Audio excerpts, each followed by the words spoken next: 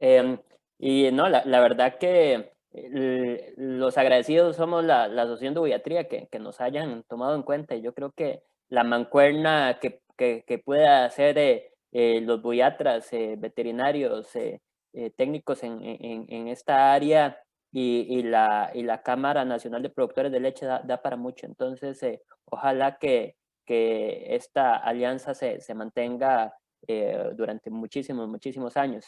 Em, y, y agradecerles el espacio. Yo creo que, como dijo don Rafa, son técnicas modernas y creo que en estos tiempos hemos hablado mucho o se ha escuchado mucho hablar de PCR, ¿verdad? Gracias al COVID. Y realmente no es casualidad, ¿verdad? Que se hable del PCR. Y bueno, y menciono el PCR porque básicamente es una de las herramientas insignias de lo que son el conjunto de herramientas moleculares. Entonces, en esto la medicina veterinaria no se ha quedado atrás, ha echado mano de lo que es las herramientas moleculares para mejorar su diagnóstico y mejorar el servicio para en este caso, para las producciones lecheras. Em, Vamos a ver acá.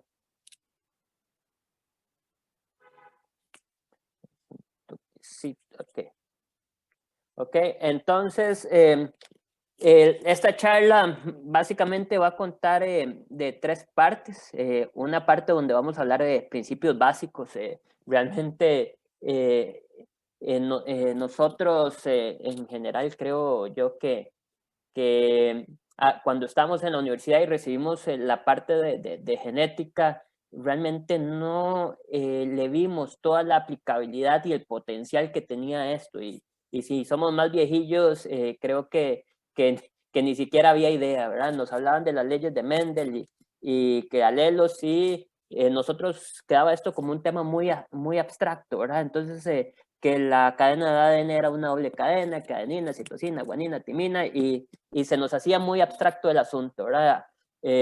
Entonces quiero retomar esos principios básicos de genética para lograr entender ya los otros dos componentes de la charla, que básicamente serían la parte diagnóstica y una parte de evaluación genómica.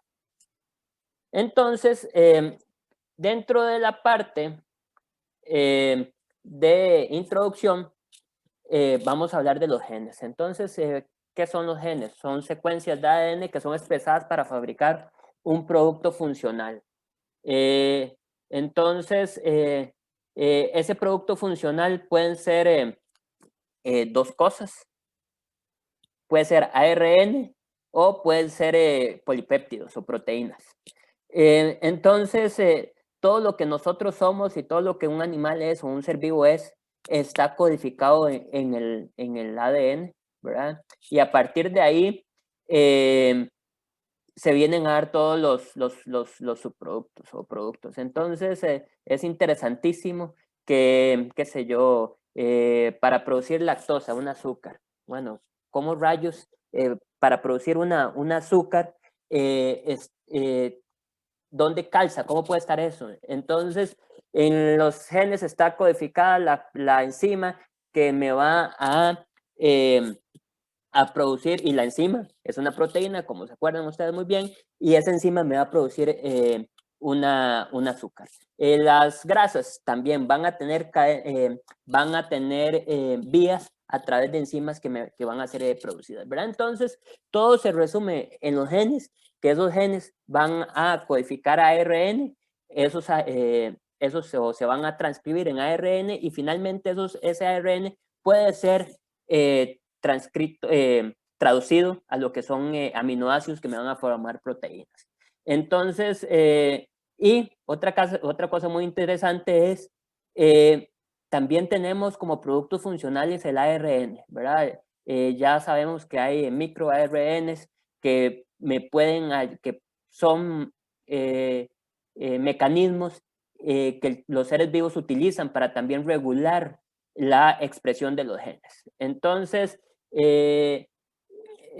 tenemos como productos funcionales el ARN y los polipéptidos a partir de los genes, y teniendo en cuenta este panorama, tenemos lo que llamamos ahora las ciencias de las ómicas, que ustedes pueden escuchar ahí. Podemos tener lo que es la genómica, que va a hacer básicamente el estudio de los genes. Vamos a tener el estudio de la transcriptómica, que va a ser el estudio del ARN, y la proteómica, que va a estar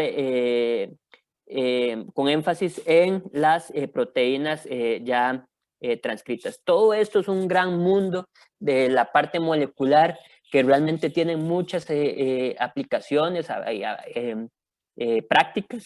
Nos hemos quedado actualmente en lo que es la genómica, pero cada vez va a tener más aplicabilidad, y inclusive biomarcadores. La parte de transcriptómica y proteómica va muy orientada a biomarcadores que en un futuro cercano vamos a ver. Más o menos la tecnología de PCR anda cerca de 1980 y ha tenido todo un boom, ¿verdad? Entonces, en 20, 30, bueno, en 40 años se ha desarrollado muy exquisitamente, ¿verdad? Inclusive podemos identificar cadenas, podemos cuantificar presencia de ADN, de ARN, entonces realmente esto da para mucho. Para recordarles, el ADN está compuesto por 4 bases nitrogenadas: citosina, guanina, adenina, timina. El ADN está formado por una doble cadena que básicamente va a formar una hélice, ¿verdad?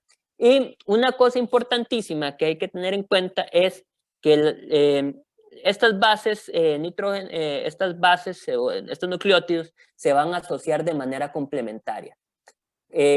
Siempre que vamos a tener una citosina, en la cadena complementaria va a haber una guanina, y si tenemos una adenina, en la cadena complementaria va a haber una timina, ¿verdad? Esto es súper importante para entender el principio de lo que es el PCR, ¿verdad? Como les dije, el PCR es de las herramientas insignias del diagnóstico molecular. A través del PCR podemos estudiar ARN, ADN, podemos hacer diagnóstico, podemos hacer discriminación alélica, podemos hacer amplificación de microsatélites, que más adelante vamos a ver. Entonces, teniendo en cuenta esto, nos sienta las bases para entender mejor el mecanismo del PCR. Acá les tengo un videito que me va a ayudar a explicarles en qué consiste el PCR.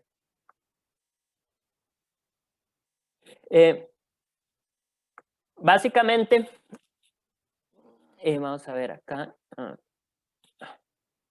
¿Están viendo el cursor mío? Vamos a ver. Vamos a ver. Sí lo vemos. Okay. El video tiene audio, no lo escuchamos. No tiene audio. Entonces, estas dos líneas que tenemos acá, esas líneas vendrían haciendo la doble cadena de ADN, ¿verdad? Acá, en esta esquina superior izquierda y en esta esquina superior derecha, inferior derecha, vamos a tener lo que son los primers, y ya les vamos a explicar en qué consisten los primers. Y después acá tenemos otro elemento muy importante, lo que sería el PCR tiempo real. Otra cosa que se me olvida mencionarles, y se los voy a mencionar rápido: tenemos varios tipos de PCR.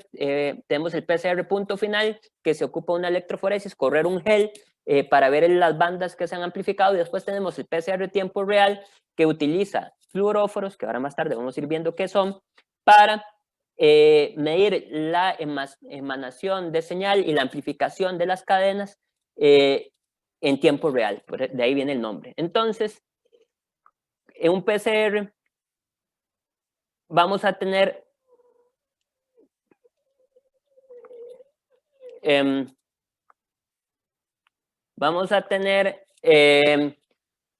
una serie de reacciones, por eso se llama Polymerase Chain Reaction, una reacción en cadena de la polimerasa, que básicamente van a ser reacciones en cadena. Para iniciar, para iniciar la cadena, inicia con un aumento de temperatura. Ese aumento de temperatura lo que hace es separarme las dos hebras de ADN, me las separa, y al separarme las dos cadenas de ADN permite que los primers se peguen. Los primers son secuencias complementarias a la cadena de ADN. A partir de los primers son las señales que el material genético le da a la polimerasa. La polimerasa es la enzima encargada de replicar el ADN para que empiece la replicación del ADN. Entonces, si yo quiero hacer un diagnóstico, pongámosle, voy a hacer un diagnóstico de neospora, ¿verdad? Yo tomo mi muestra, saco el ADN de la muestra y agrego primers de neospora, ¿verdad? Entonces, si en la muestra yo tengo una cadena de ADN de neospora, esta parte que va a ser complementaria va a calzar ahí. Y básicamente son dos pares de primers en dos direcciones. Este calza acá, este otro calzaría acá. Y a partir de ahí vendría la polimerasa a hacer la amplificación de esas cadenas. Entonces vamos a ir viendo acá en el video. Aquí también vamos a agregar la sonda. Esa sonda va a tener la señal de luz que al ser excitada por el aparato va a ser medida por unas cámaras y ahí me va a ir midiendo la cantidad de ADN. Entonces, estas figuritas que están acá arriba es la polimerasa. Entonces, la polimerasa va a reconocer los primers y a partir de ahí va a empezar a amplificar la secuencia de ADN, ¿verdad? Cuando la polimerasa se encuentra lo que sería el fluoróforo, el fluoróforo es la molécula esta que emite luz, que se llama un reportero, ¿verdad? Lo va a soltar de la cadena. Y al soltarlo, el fluoróforo va a empezar a emitir luz. El fluoróforo naturalmente no emite luz porque está unido con esta molécula que se llama un quencher. Entonces, si el fluoróforo o el reportero es excitado con luz, no va a transmitir esa energía al quencher y no va a haber una emisión de luz. Si el fluoróforo se separa del quencher y es excitado con luz, ya va a dar una emisión de luz. Entonces, en este caso, que la polimerasa eliminó el fluoróforo y el fluoróforo se separó del quencher, va a haber una emisión de luz que el aparato va a medir y este proceso se va a ir dando en ciclos. Como ustedes se acuerdan, acá iniciamos con una cadena de ADN o con una doble cadena de ADN y terminamos el proceso, el ciclo, y terminamos el ciclo con dos cadenas, ¿verdad? Imagínense que este proceso, ahora cuando llegamos a este punto, el aparato calienta la temperatura, estas dos cadenas que tenía, estas dos dobles cadenas van a ser 4 cadenas simples que otra vez se van a pegar los primers, se va a pegar la sonda y ya donde vamos a tener 4, ahora vamos a tener 8, después 16 y sucesivamente va a ir creciendo la cantidad, se va a ir amplificando la cantidad de ADN de una manera exponencial. Requisitos para que pase esto. Que la cadena de ADN que haya en la muestra sea complementaria a los primers. Si no hay esa complementariedad, si esto no corresponde a este sector de acá, no va a haber una posible amplificación de la muestra o del ADN de la muestra y no va a haber emisión de señal, ¿verdad? Entonces, esto es el principio del PCR y a través de esto podemos hacer muchísimas cosas. Podemos reconocer agentes patógenos, el que a usted se le ocurra, se puede reconocer a través de PCR. Inclusive, ¿qué pasa con el virus COVID, un virus ARN? Bueno, podemos pasar el ARN, retrotranscribir el ARN en ADN y una vez retrotranscripto el ARN en ADN, podemos hacer un PCR convencional, ¿verdad? Entonces, nos pasa también, por ejemplo, con el virus de la leucosis viral bovina, ¿verdad? podemos hacer una retrotranscripción del virus y hacer ADN, o podemos hacer ADN y hacer un PCR normal, o podemos hacer un PCR de provirus, ¿verdad? Siguiendo hablando de leucosis. Entonces, habiendo entendido estas bases, podemos ya hablar un poquito más de la técnica. Una cosa que también se me olvidaba, aparte del diagnóstico de agentes, podemos hacer una discriminación alélica. Por ejemplo, si tenemos una de estas pelotitas, ¿verdad? Que va a ser una base nitrogenada, si tenemos un cambio en una de esas bases nitrogenadas, qué sé yo, que era citosina y estimina, ¿verdad? En un gen, eso sería un polimorfismo de un solo nucleótido. Si me va a variar un solo nucleótido, podríamos tener dos alelos, ¿verdad? De un mismo gen, por la variación de un solo alelo. Entonces, podríamos utilizar dos ondas diferentes que van a tener una afinidad diferente a cada uno de esos alelos, y así, dependiendo de, inclusive estas ondas, podemos cambiarle el fluoróforo o el reportero que me dé otro color, ¿verdad? Entonces, si una sonda va a tener más afinidad para un alelo y la otra sonda para otro alelo, y la primera sonda, por ejemplo, es verde y la otra sonda es roja, yo puedo distinguir. Si tengo más señal verde, es porque está un alelo. Si tengo más señal roja, está el otro alelo. El alelo verde y el alelo rojo es porque es un heterocigoto, ¿verdad? Entonces también podemos hacer discriminación alélica a través del PCR tiempo real. También podemos amplificar microsatélites, que ahora más adelante se los voy a explicar. Entonces, y todo esto, todo este proceso que yo les expliqué, se hace automáticamente en un aparato que se llama un termociclador. En este aparato se meten las muestras de ADN extraído con los primers, con la polimerasa, y él hace sus ciclos de subir y bajar la temperatura para ir amplificando las secuencias deseadas. La parte de diagnóstico, ¿verdad? Les voy a hablar de mastitis, ¿verdad? Una parte muy interesante es, uno puede ir viendo estos papers. Este es del American Dairy Science Association, y vean la fecha del Journal Dairy Science del 2010. Estamos en el 2020 y acá en Costa Rica no hemos incursionado en esto, ¿verdad? Creo yo que es una herramienta muy importante que podemos tener, que se puede solicitar o ir pensando en tenerla en el radar.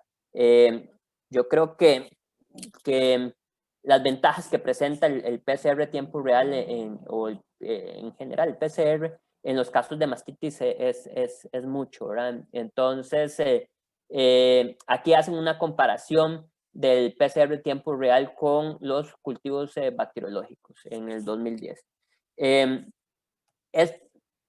¿Cuáles pueden ser las justificaciones y cuáles son las ventajas que me puede tener el PCR tiempo real, ¿verdad? Yo puedo tener, por ejemplo, en bacteriología, ¿verdad?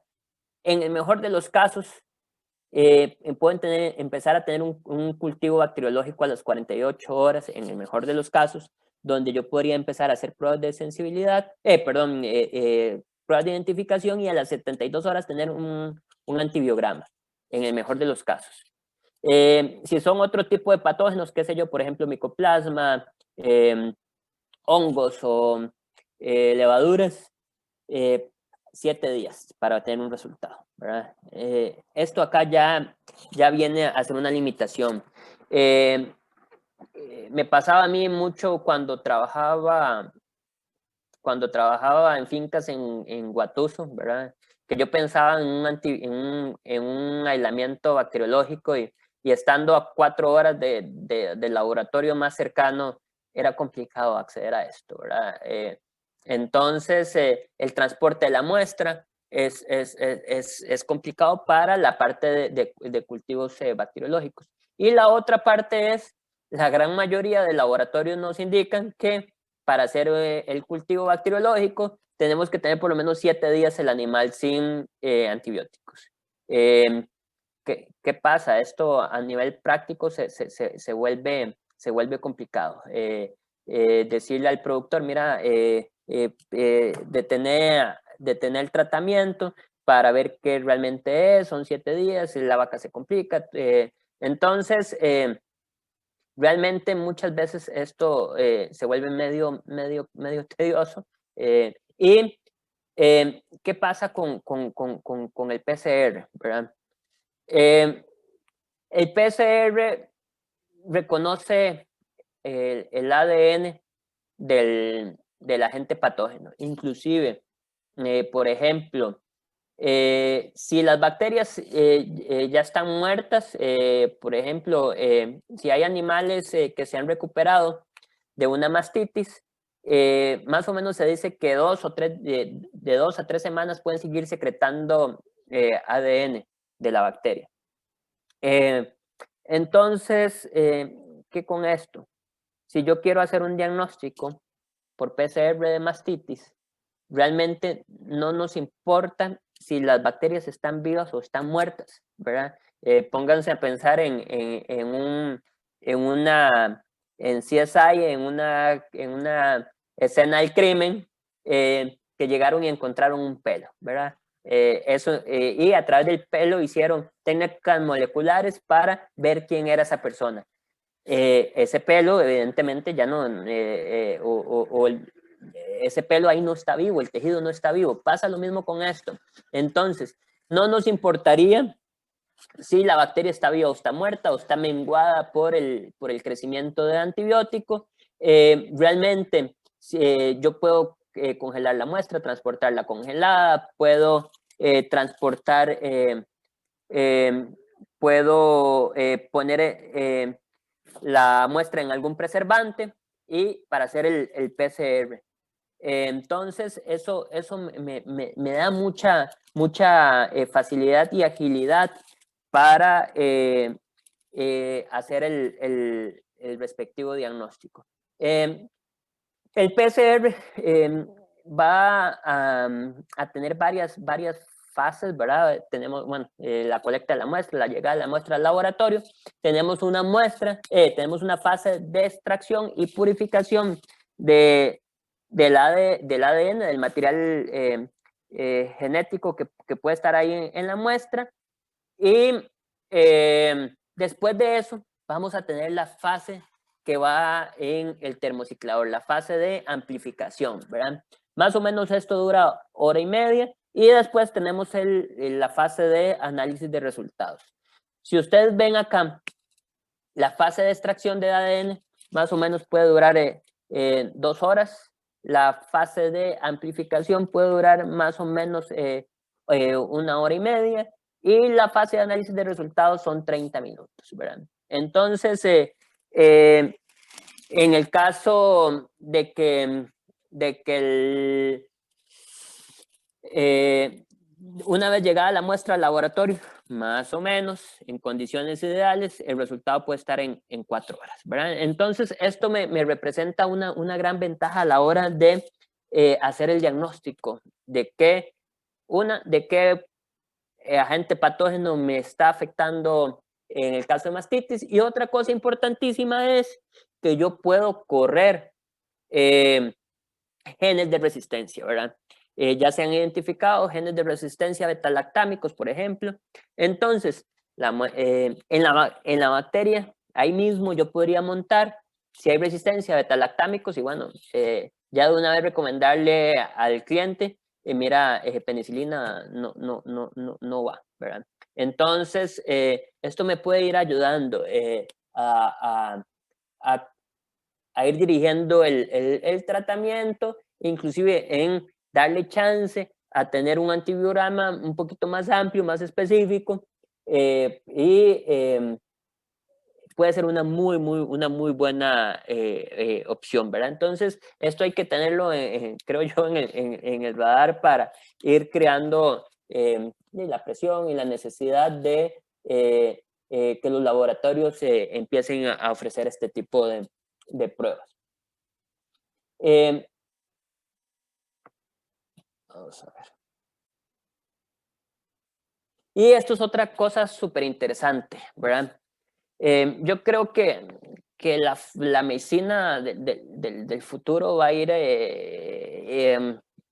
rumbo a biomarcadores, ¿verdad? La misma máquina de ordeño te va a hacer detección temprana de casos de mastitis, ¿verdad?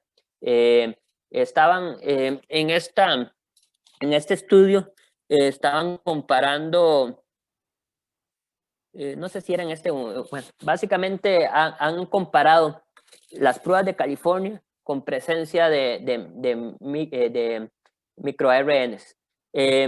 Recuérdense de las primeras diapositivas que yo les decía, los genes tienen productos funcionales, esos productos funcionales pueden ser ARN y pueden ser finalmente polipéptidos o finalmente pueden ser ARN. Ahí están los microARNs. Los microARNs me ayudan a la expresión de otros genes y a regular la expresión de otros genes. Entonces, muchos microARNs están relacionados a la expresión de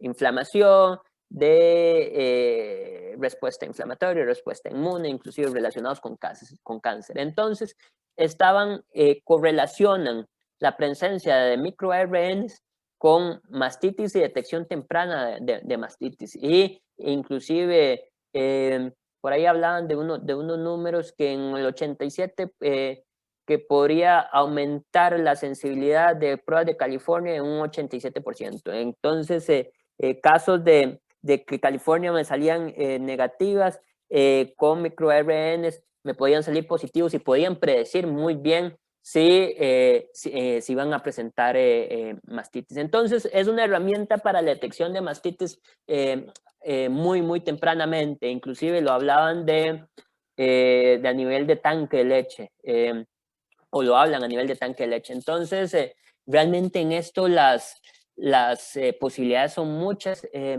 Este estudio del 2020 es muy nuevo, ¿verdad?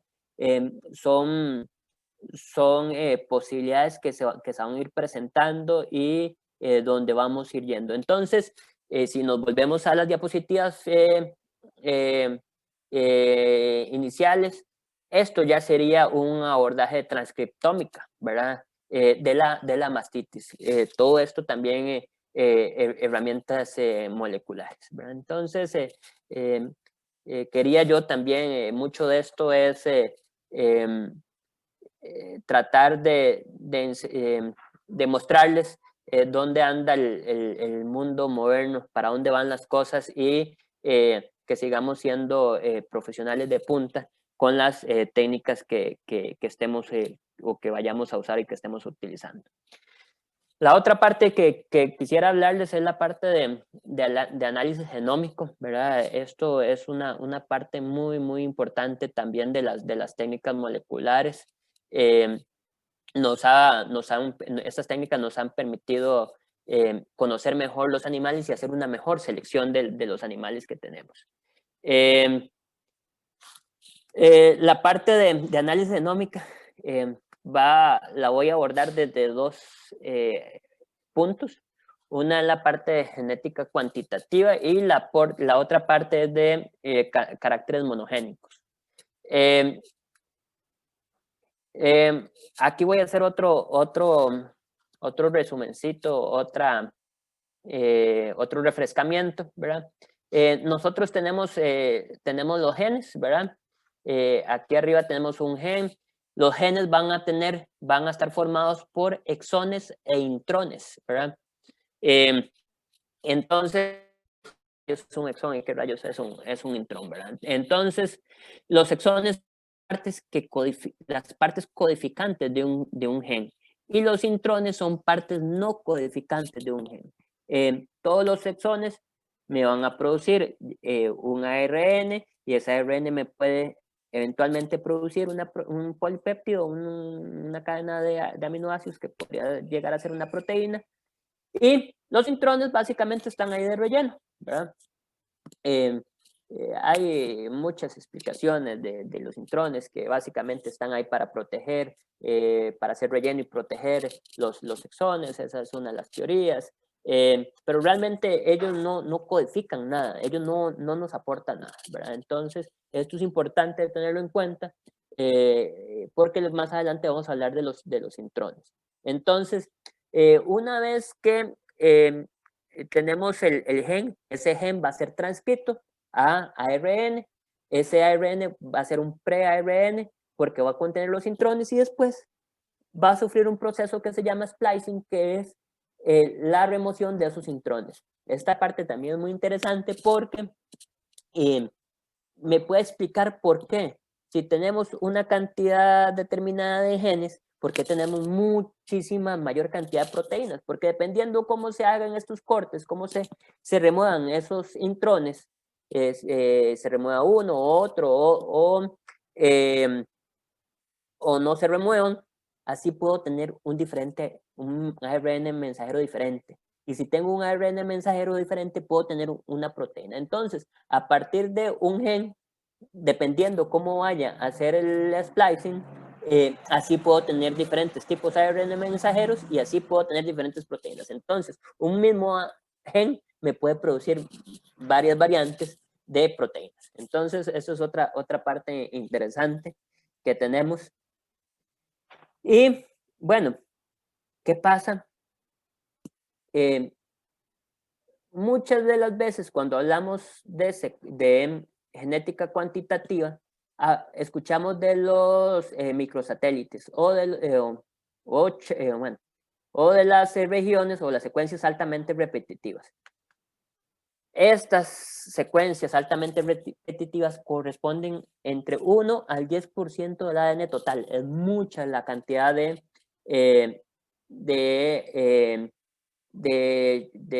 regiones altamente repetitivas que tenemos. Son cortas, se presentan en grupos en los que la secuencia de ADN se repite una y otra vez sin interrupción. Y tenemos los satélites, ¿verdad? Que básicamente van a ser millones de bases que se van a repetir muchas veces. Tenemos los mini satélites que van a estar formados de 10 a 100 pares de bases con hasta 3000 repeticiones, y después tenemos los microsatélites, ¿verdad? Que van a ser entre 1 a 9 pares de bases que van a tener 10 a 40 repeticiones. Entonces, si ustedes ven acá este motivo, GACT, GCCT, bueno, esto que está aquí en rojo, se va a estar repitiendo 1, 2, 3, 4, 5, 6, 7, 8, 9 veces. Esto es un microsatélite, ¿verdad? 1, 2, 3, 4, 5, 6, 7, 8, 9, 10, 11, 12, 13, 14, 15, 16, perdón. Es un mini satélite. Entonces, la idea es estas secuencias altamente repetitivas, los microsatélites, los mini satélites y los satélites, van a formar parte de los intrones, ¿verdad? De las partes no codificantes. Entonces, recuérdense que los exones me van a producir ARN mensajeros que eventualmente van a producir las proteínas, y los intrones están ahí de relleno, y ese relleno podrían ser entre 1 al 10% de regiones altamente repetitivas, ¿verdad? Entonces, una característica muy importante de estas regiones altamente repetitivas es que responden a la herencia mendeliana, ¿verdad? ¿Qué es esto? ¿Verdad? Si yo tengo, acá yo tengo un microsatélite que ustedes ven acá. El microsatélite va a ser, o la repetición va a ser GATA, gata, ¿verdad? Tengo un alelo, ¿verdad? O una variación de ese gen que va a tener 1, 2, 3, 4, 5, 6, 7, 8 repeticiones de gata y vamos a tener otra cadena que va a tener 10 repeticiones de gata. Entonces, podríamos decir que tenemos un patrón corto que va a tener 8 y un patrón largo que va a tener 10.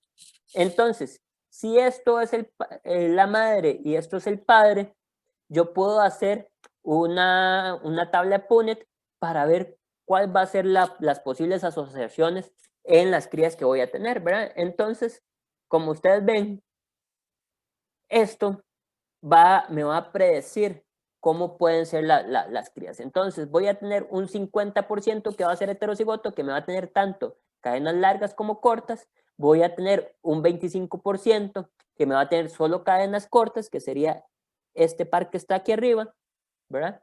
Y después voy a tener un 25% que me va a tener las dos cadenas largas. Entonces, con esto yo puedo predecir cómo van a ser las crías. Entonces, si esto responde a una herencia mendeliana, esto me puede servir para muchas cosas. Por ejemplo, esto me puede servir para la exclusión de paternidad. Las pruebas de paternidad más o menos están basadas en esto. Se reconocen, por ejemplo, más o menos se están usando entre 15, 16, 17 microsatélites, posiciones en diferentes genes que pueden ser analizadas bajo este modelo para ver si se puede excluir o una paternidad de un ser vivo, ¿verdad? Entonces, esto es el modelo para paternidad, y también esto me puede servir, por ejemplo, para hacer asociaciones o lo que serían los quantitative trait lossing. Ya vamos a ver eso. Esto es selección asistida por marcadores. ¿Cómo es esto? Selección asistida por marcadores. Nosotros podemos utilizar los microsatélites como marcadores. Entonces, interesantísimo. Más o menos el proyecto del genoma bovino, creo que si no mal me recuerdo, estaba terminado en 2011, por ahí, ¿verdad? Y vean qué interesante. En 1998 hay una publicación que habla de los marcadores genéticos en la selección, el impacto de los marcadores genéticos en la selección. Bueno, y esto es muy interesante, y esto como que le hace a uno comprender un poco el asunto, y le da una herramienta para ser un poquito más crítico con las herramientas moleculares. ¿Cómo rayos en 1998 se hacía selección genética con marcadores si realmente todavía no teníamos conocimiento del genoma o del genoma completo del bovino, ¿verdad? Entonces, eso es una pregunta muy interesante que voy a tratar de responderles. Muchas de las características productivas, o la gran mayoría, para no decir todas, corresponden a características poligénicas. ¿Qué quiere decir esto? Que la producción de leche, para aterrizar un poco el concepto, la producción de leche no está relacionada a un gen de la producción de leche. No existe el gen de la producción de leche. Hay un montón de genes que se correlacionan, ¿verdad?, para hacer la producción de leche. Entonces, tenemos los de caracteres cuantitativos, que básicamente son ubicaciones o sectores en el ADN que pueden estar correlacionados con características productivas. Entonces, ¿cómo se hacía esto en 1998 que se publicó este artículo? Bueno, básicamente se podían hacer estudios de enzimas de restricción. Básicamente esto es que se agarra el ADN, se hace una extracción de ADN y el ADN se corta en pedazos, ¿verdad? Se utilizan ciertas enzimas que cortan el ADN en sectores específicos y a partir de ahí yo llego y mido bandas en un gel. Entonces, dependiendo del tamaño de la banda, yo puedo empezar a hacer asociaciones estadísticas. Mira, todos los animales que tenían este ancho de banda tenían una alta producción de leche o tenía esta relación de bandas, una mediana, una grande y una pequeñita. Todas las que tenían mediana, grande y pequeñita eran altas productoras de leche. Todas las que tenían solo bandas pequeñitas no producían nada de leche y lo mismo que todas las que tenían solo bandas grandes no producían nada de leche. Entonces, estaban utilizando marcadores en el ADN para correlacionarlos estadísticamente con características productivas, ¿verdad? Entonces, eso se hizo con mucho tiempo, o a través de mucho tiempo. Esto básicamente son los RFLPs, los Restriction Fragment Length Polymorphism, que básicamente serían los polimorfismos de enzimas de restricción, de largo, ¿cómo se llama? De fragmentos. Que es lo que yo les estaba mencionando. Entonces, todos estos análisis estadísticos se correlacionan con marcadores para ver la variación fenotípica de un carácter. Entonces, no estamos evaluando un gen de producción de leche, no estamos evaluando un gen específico de resistencia a mastitis, sino estamos utilizando marcadores que nos ayudan a identificar una cierta correlación, ¿verdad? De encontrar una correlación entre la presencia de estos marcadores y una característica fenotípica específica. Entonces, esto habla de básicamente los rangos de fenotipos que se miden y se escriben en términos cuantitativos. Por ejemplo, la producción de leche, la ganancia de peso. Tenemos una vaca que me va a producir 9, 10, 11, 12, 13, 14, 15, 16, 40, 50 litros de leche en una escala, ¿verdad? Voy a tener animales que me van a tener características cuantitativas. Entonces, básicamente esto se refiere a herencia cuantitativa relacionado en la gran mayoría de muchos casos con rasgos poligénicos, ¿verdad? Tenemos ya bases de datos, ¿verdad? De cuáles son estos sectores del genoma que están relacionados con características productivas. Entonces, tenemos esta página, animalgenome.org. Aquí tenemos los loci de caracteres cuantitativos, cuáles ubicaciones en el ADN están relacionadas con características productivas. Inclusive podemos buscar por clases de rasgos, por ejemplo, rasgos de salud, rasgos de carne y canal, rasgos de producción de leche, rasgos de producción, rasgos de reproducción y rasgos de exterior. Por ejemplo, en los rasgos de leche, producción de calostro, composición de la leche, proteína, los rasgos de procesamiento, los rasgos de producción en general. Entonces, a través de esto es que podemos hacer análisis genómico. Aquí hay que poner una estrellita en la charla. Creo yo que es importante recordar la clase de genética, ¿verdad? Fenotipo es igual a genotipo más ambiente, ¿verdad? Si yo quiero determinar un fenotipo y tengo un genotipo, que en este caso serían los marcadores, y yo cambio el ambiente, tal vez estos marcadores que yo estoy utilizando me pueden variar el fenotipo. ¿Qué quiero decir con esto? Creo yo que el análisis genómico es una muy buena herramienta, pero tiene que ser utilizada con cautela.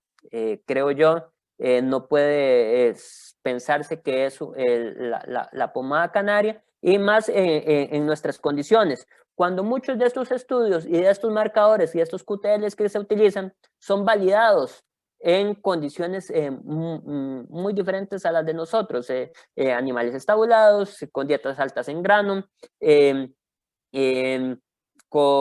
y nosotros acá teniendo, bueno, en condiciones ambientales templadas, y nosotros teniendo animales al pastoreo, con clima tropical. Entonces realmente creo yo que esto tiene una necesidad de ser validado bajo nuestras condiciones. Creo yo que es una gran herramienta, pero hay que tenerle la cautela y tratarla de irla asociando con los datos que tenemos en las fincas. Entonces, esto también hay una gran promesa para el país. Sin embargo, requiere un poquito más de investigación y tropicalización del tema.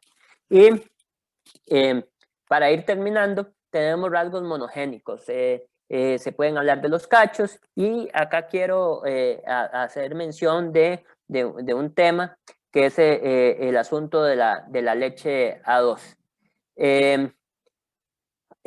Básicamente, la leche A2 se refiere a la beta-caseína, o hace mención principalmente, o a la beta-caseína en específico. Y la beta-caseína es la proteína más abundante de la leche.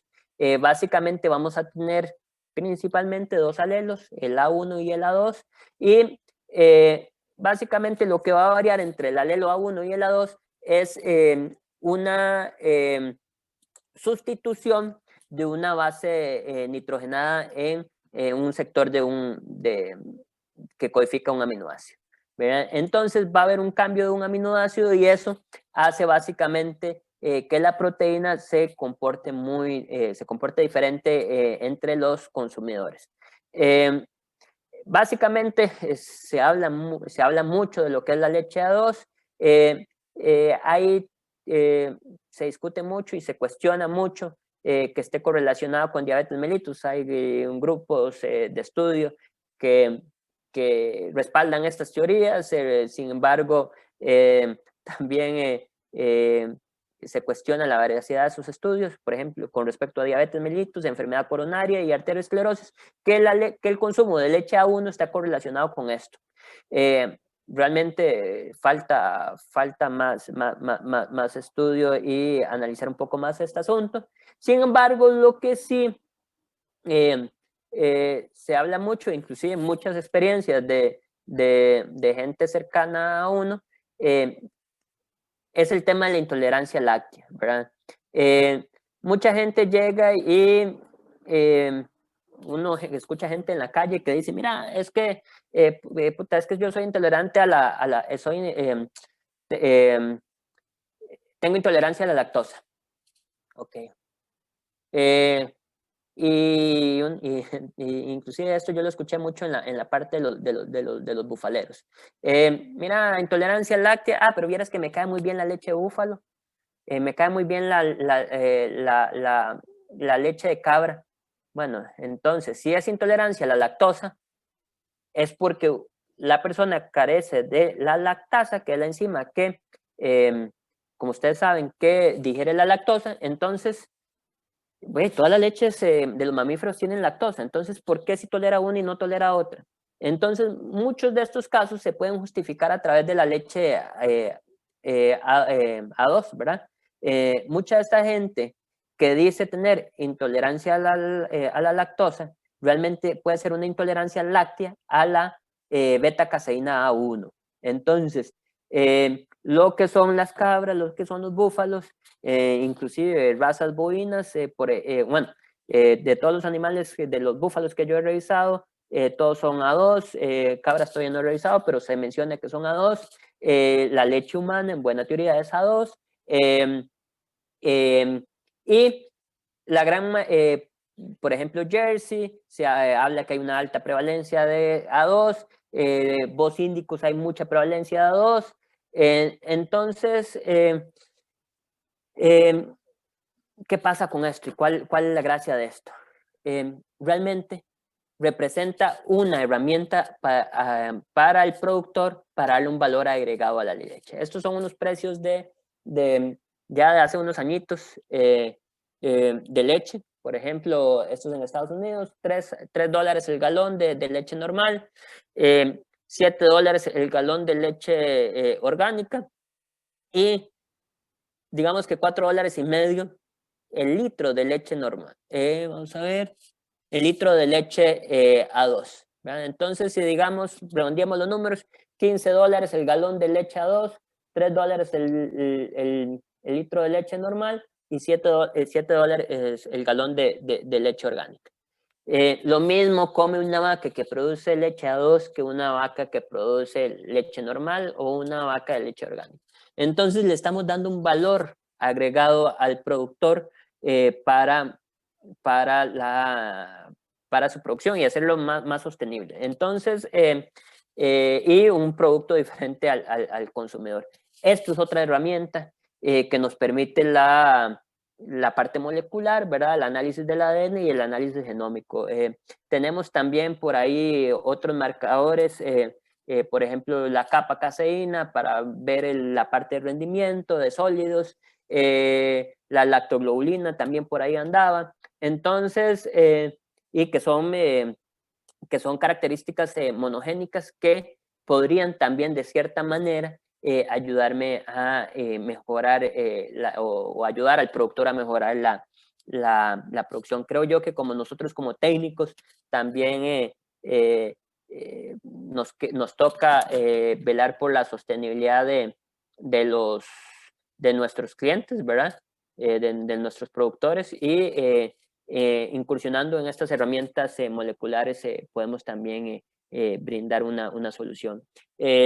Esto eran unas fotos de estancias Silvania que aparte de promover su genética, ofreciendo animales A2, semen A2, también tienen una línea de productos A2. Entonces, también acá tenemos, en nuestro país tenemos ganaderías que se han interesado en ir muestreando A2, a pesar de que no tenemos una cultura y un mercado todavía establecido A2, pero sí han tratado de ir mejorando su hato lechero hacia esta línea y darle un valor también agregado a los animales que están vendiendo. Y esto realmente es una iniciativa que tiene muy poco de uno de los clientes que han muestreado conmigo para A2, que están ya vendiendo en la calle tipo de leche A2, ¿verdad? Entonces, es una persona joven, emprendedora, que vio el nicho de mercado y está tratando de darle un valor agregado a su producción, ¿verdad? Entonces, creo yo que es una muy buena oportunidad para los productores y como les digo, nosotros como técnicos tratar de ayudarles a los productores a hacer sostenible su producción a través del análisis genómico. Creo que por acá es lo mío, agradecerles a la Cámara de Productores de Leche nuevamente y a todos los que nos acompañaron ahora en esta noche y